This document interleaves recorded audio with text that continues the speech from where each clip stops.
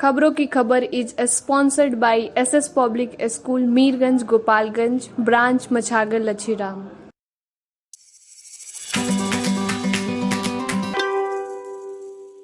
मैं हूं दया शंकर और आप देख रहे हैं खबरों की खबर।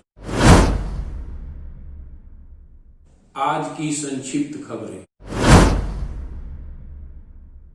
वेब पोर्टल के पत्रकार पर हमला।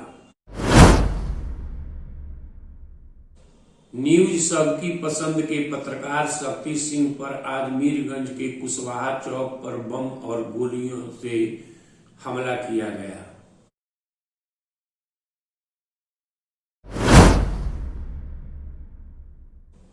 गंभीर हालत में पत्रकार को सदर अस्पताल गोपालगंज में भर्ती कराया गया। पत्रकार को गोली मारने का मामला। मौके पर एक जिंदा बम और 7 खोखा बरामद। पत्रकार सतीश सिंह के पेट में मारी गई है 2 गोलियां। घटना की सूचना मिलते ही एसडीपीओ नरेश कुमार और मीरगंज थानाध्यक्ष शशि रंजन कुमार पहुंच गए। वे जांच में लग गए।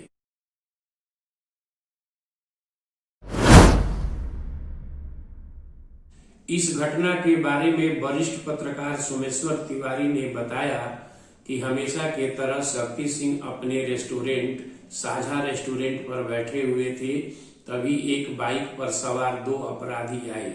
एक अपराधी बाइक पर ही बैठा रहा, दूसरा अपराधी अंदर घुसकर शक्ति सिंह पर ताबड़तोड़ गोलियां चलाने लगा।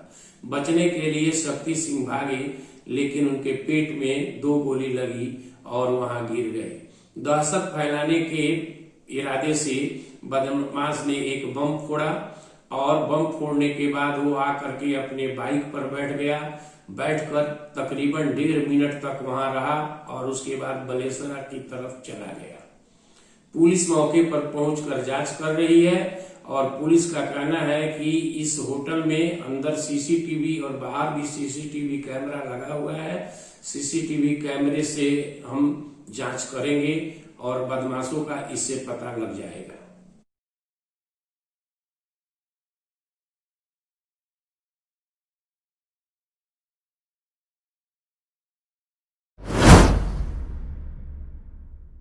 बेहतर इलाज के लिए पत्रकार शक्ति सिंह गोरखपुर रेफर।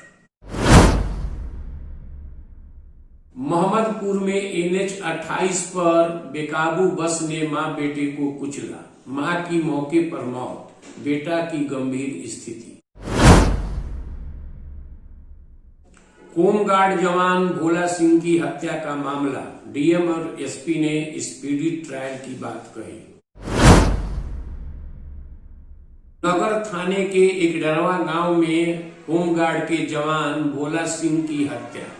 इसके पूर्व 1 माह पहले भी उनको मारी गई थी गोली। होमगार्ड जवान भोला सिंह की हत्या की खबर सुनते ही पोस्ट ऑफिस चौक पर लोगों ने सड़क जाम की। नगर के चैनपट्टी गांव पर भी लोगों ने सड़क जाम कर भोला सिंह के हत्यारों को पकड़ने की मांग की। एनएच पर लगे जाम को हटाने गए एसडीएम उपेंद्र पाल ने कहा कि जो लोग बेवजह सड़कों को जाम करते हैं उनके ऊपर कार्रवाई की जाएगी। जरूरत होगा तो एफआईआर दर्ज होगी और बल प्रयोग किया जाएगा।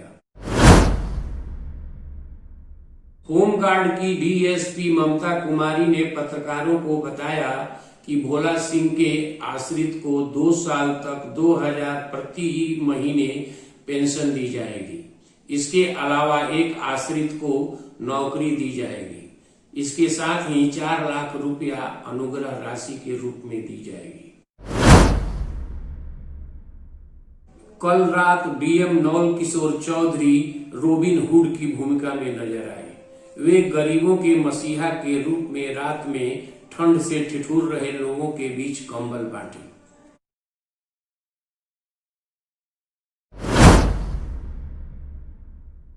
इसके साथ ही डीएम नौल किशोर चौधरी ने सदर अस्पताल का औचक निरीक्षण किया। डीएम नौल किशोर चौधरी ने रात में सदर अस्पताल का निरीक्षण कर और ठंड से ठिठुर रहे लोगों के बीच कंबल बांट करके अपनी प्राथमिकता बता दी। आपको बता दें कि आईएएस बनने के पहले नौल किशोर चौधरी सर्जन थे, यानी कि वो पेशे से डॉक्टर थे, इसलिए उनकी प्राथमिकता स्वास्थ्य जरूर रहेगी। कल मौसम विभाग ने ठंड बढ़ने और छिटपुट बारिश होने की संभावना व्यक्त की थी। आज ठंड तो बढ़ गई लेकिन बारिश नहीं हुई। आज दूसरे दिन भी स्कूलों में बच्चों की उपस्थिति बहुत कम रही।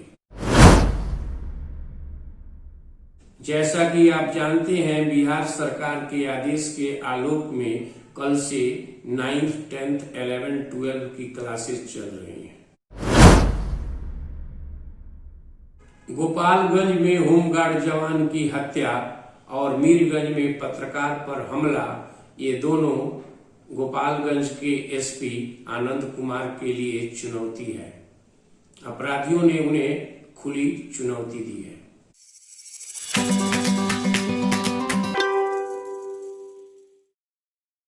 आज की चर्चा में हम चर्चा करेंगे दल बदल कानून की। क्यों राजनीतिक दल दल बदल करते हैं, ये दल बदल क्या है और इसके रोकने के लिए कब और किसने कानून बनाई थी। तो मैं आपको बता दूं कि सबसे पहले 1967 में चुनाव हुआ था हरियाणा के अंदर। वहां पर एक गया लाल नाम के व्यक्ति निर्दलीय रूप से पटौदी विधानसभा से चुनाव जीते थे। बाद में वो कांग्रेस पार्टी में शामिल हुए, फिर दल बदला, नेशनल फ्रंट में गए, फिर दल बदला, कांग्रेस में गए, और इस तरह उस समय एक कहावत शुरू हो गई, आया राम गया राम। कांग्रेस के नेता वीरेंद्र राव ने प्रेस कॉन्फ्रेंस करके कहा था कि गया राम जी अब मेरे पास आ गए हैं।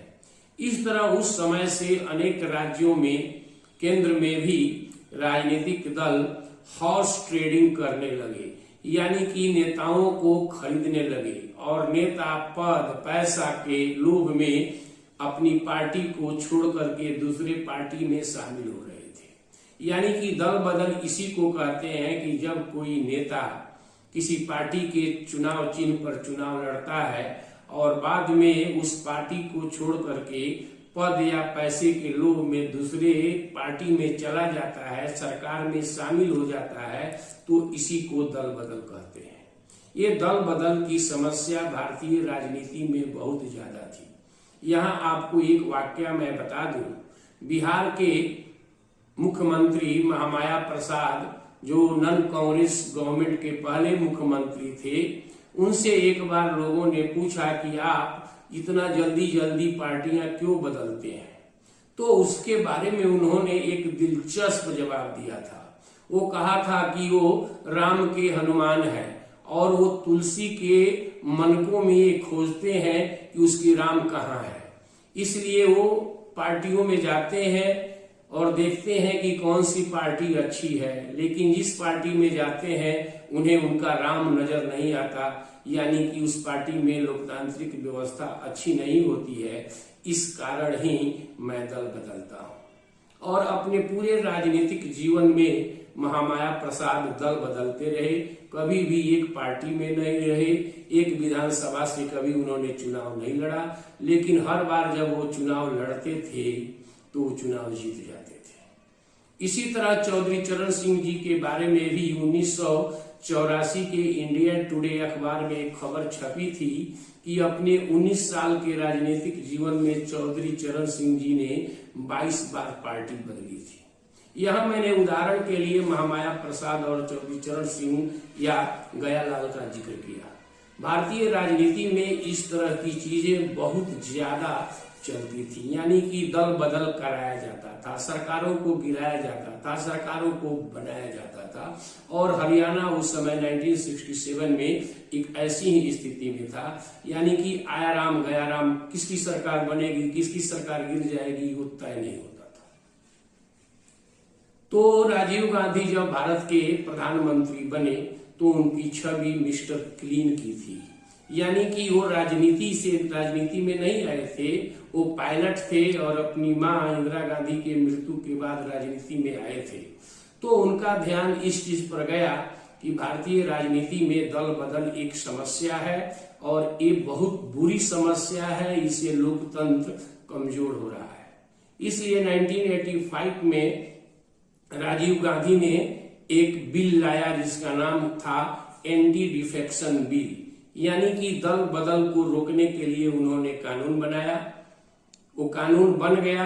कानून बनने से जरूर हुआ कि दल बदल की घटनाओं में कमी आई, लेकिन दल बदल करने वाले नेता पार्टी इसका कोई न कोई लूप होल खोज लेते थे और दल बदल करते थे।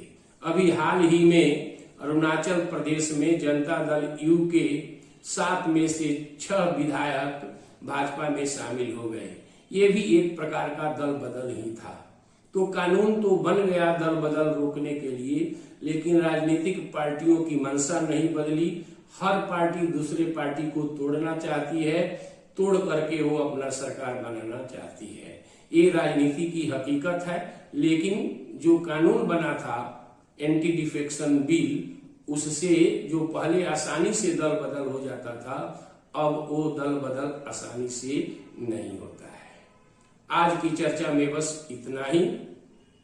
खबरों की खबर के अगले एपिसोड को देखने के लिए दिए गए लिंक पर क्लिक कर आप हमारे चैनल को सब्सक्राइब करिए, लाइक करिए, कमेंट करिए। हाँ, हमें ये बताना मत भूलिए कि आज का एपिसोड आपको कैसा लगा।